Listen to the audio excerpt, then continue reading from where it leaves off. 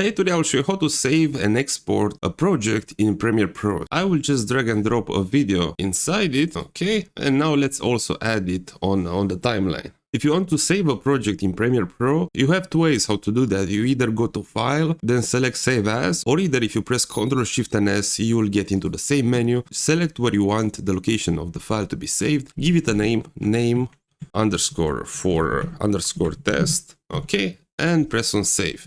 And if I will go on desktop, I can find my file right here. I can close Premiere Pro and open it to work on a later time. And when I want to work again, I will just have to open this file. And if you want to export a movie, a video in Premiere Pro, you will have to go to File from the top left. Then you will find Export and you'll have to select Media. Or either if you press Ctrl and M, you'll get into the same menu. Here at the location, you'll have to click on this blue text and you'll have to give the video a name, the final video name. As an example, final_video. Select the location. I will leave it on desktop and you can press on save. And also make sure the format is H.264. This is the MP4 file, which is the most common format. And at the video, now also this is extremely important. I will leave everything as it is, the frame size, frame rate, and the aspect and all that stuff. At more, I will mark on the render at maximum depth and use maximum render quality. And now the final step is to press here on export, and now your video is being rendered and exported. I hope this tutorial was helpful and I hope you have a great day.